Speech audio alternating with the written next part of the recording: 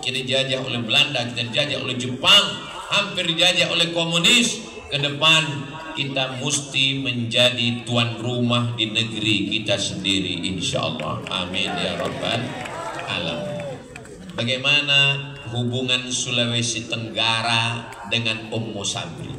Sulawesi Tenggara itu prinsipnya pertama maju, yang kedua apa tadi ya?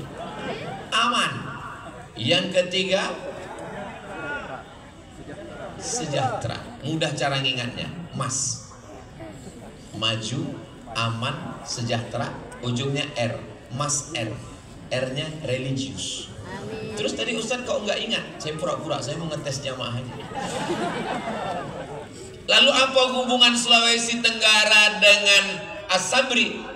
M pertama, maju. Syarat untuk maju sudah dimiliki para siswa-siswi karena kurikulum mereka Cambridge, Inggris, bahasa Inggris. Sudah dites oleh Menteri Pendidikan, langsung datang ngajar anak kelas 2 pakai bahasa Inggris. Anaknya aja begitu, apalagi bapak ibunya. Ladies and gentlemen, kepala buku distempel semen. Aman.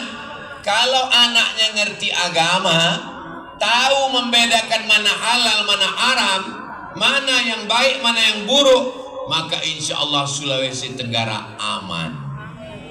Sejahtera, tuntutan kerja, dia mau jadi dokter spesialis, dia mau jadi polisi dan tentara, dia mau menjadi pegawai, dia mau menjadi apapun. Dari mulai madrasah ibtidaiyah SD sampai ke SMP sampai ke SMA, dasar-dasar untuk maju itu sudah dibekali di As-Sabri.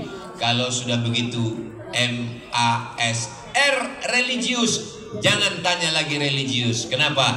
Karena memang basic pendidikan di sini adalah agama Islam.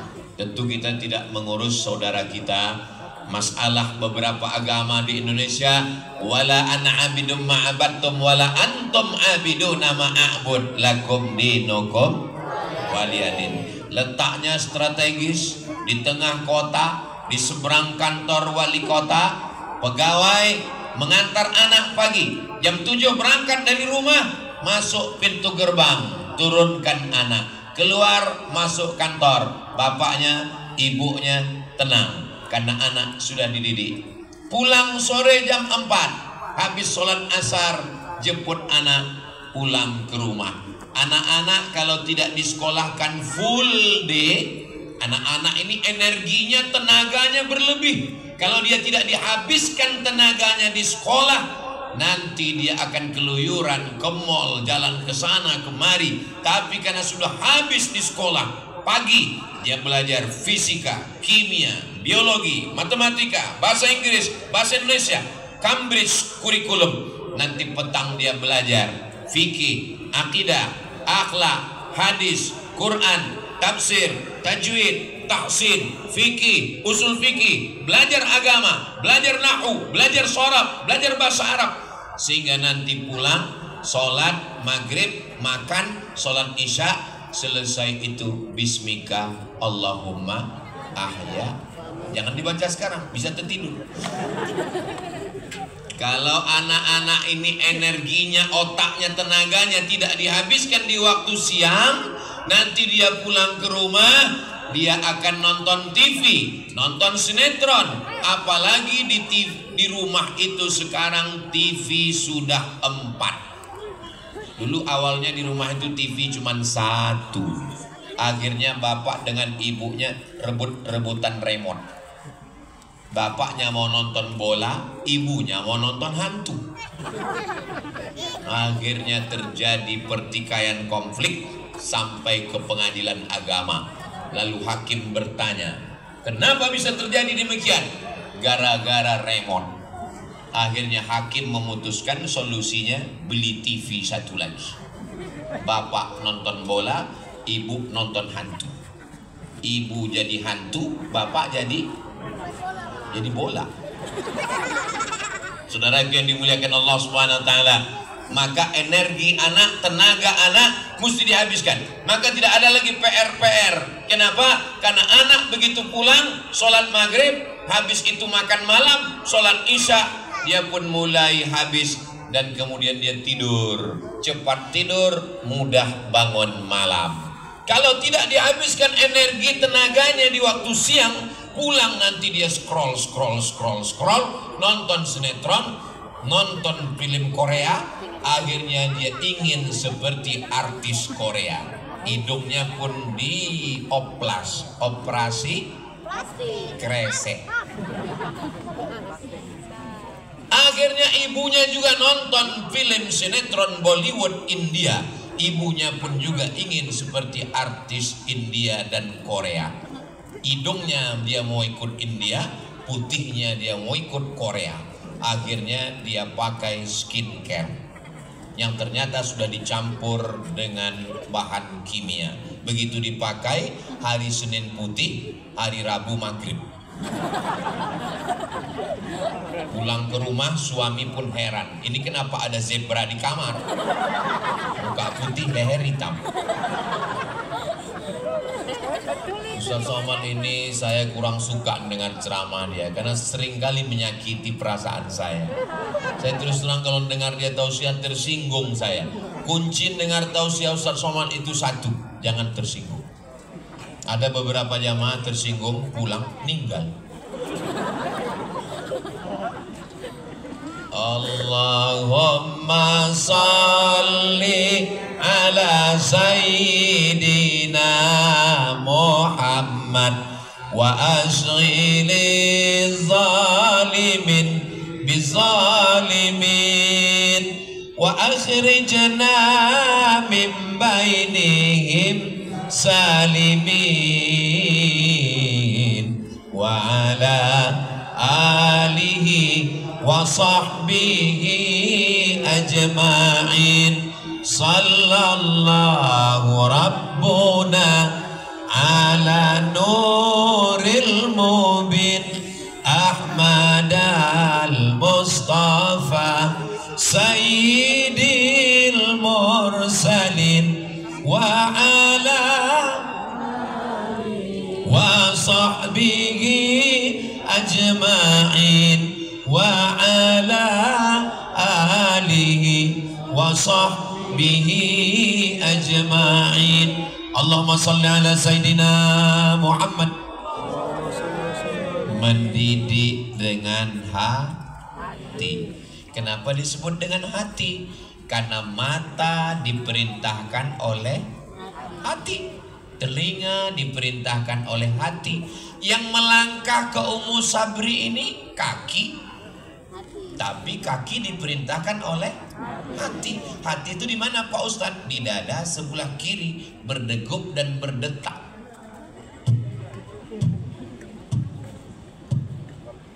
Itu jantung yang normal. Tadi kata Ustadz hati, sekarang ngomongnya jantung. Yang satu bilang jantung, yang satu bilang hati. Supaya mereka nggak kelahi, kita bilang jantung hati. Berdegup dan berdetak, tempat darah menyembur naik ke otak. Darah yang ada dalam jantung hati naik ke mata, matanya jadi baik. Dari jantung hati naik ke telinga, telinganya jadi baik. Dari jantung hati naik ke otak, otaknya jadi baik. Bapak Ibu hafal semua ayatnya. Nasihatin kazibatin khotiah. Itu enaknya ceramah di Ummu Sabri ini, nyambung, jamaahnya hafal Quran walaupun juz 30. Nasihatin, ubun-ubun otak bagian depan, kazibatin, pembohong, khotiatin, penjahat, pelaku dosa. Loh, yang berdosa kan mata, yang berdosa kan tangan, yang berdosa kan kaki, yang berdosa kan telinga, yang berdosa kan kemaluan, yang berdosa kan lisan. Kenapa dikatakan yang berdosa otak, ubun-ubun bagian depan? Karena ternyata yang memerintahkan mata, yang memerintahkan telinga, yang memerintahkan mulut, yang memerintahkan tangan, dan yang memerintahkan kaki adalah otak bagian depan. Yang nggak ada otak, makan otak-otak. Ustadz Somad, tadi katanya jantung hati, sekarang otak. Dari jantung darahnya naik ke otak. Otaklah yang memerintahkan mata. Jantung dapat darah dari mana? Jantung dapat darah dari makanan. Maka ibu bapak kasih anaknya makanan yang halal. 1 mangkok nasi haram. Ustaz kok ingat mangkok nasi? Soalnya tadi saya makan nasi 1 mangkok, tapi mangkoknya kecil. 1 mangkok nasi haram berubah menjadi setetes darah. Darah haram masuk ke jantung, dari jantung naik ke otak, otaknya jadi jahat. Yang susah ngajar siapa? Ustadz dan ustazah di Ummus Sabri. Tapi kalau ibu bapak kasih makanan halal, insya Allah anaknya juga baik. Itu makanya mendidik dengan hati.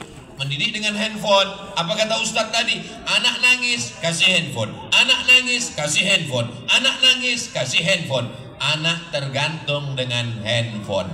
Ingat, kita sekarang 30, 40, 50, 60. Nanti pas kita sudah tua, kita nangis, kita mau mati, kita sakratul maut, dia balas. Dulu waktu aku kecil kamu kasih handphone kan?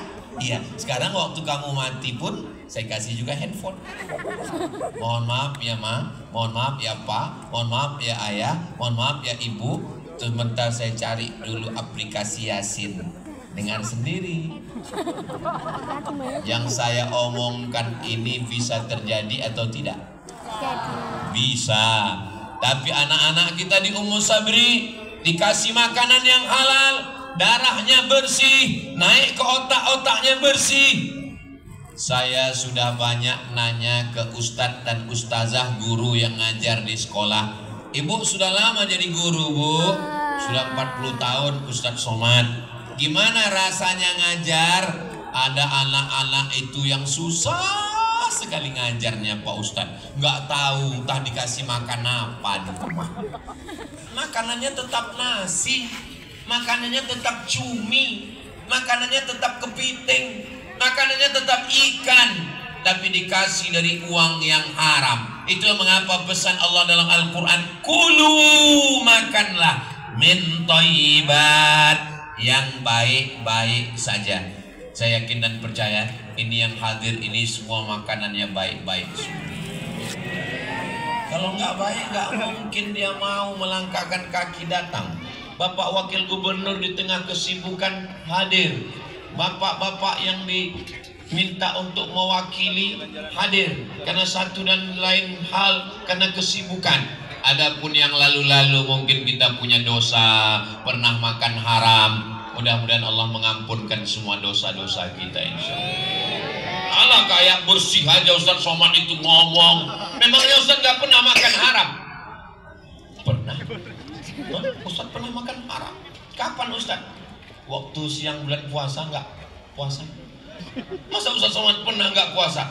Dulu waktu masih sekolah saya puasa. Datang kawan saya ngajak makan siang, Man. Saya bilang haram. Ini ada soto. Oke. Pengaruh teman, pengaruh kawan di luar sana luar biasa.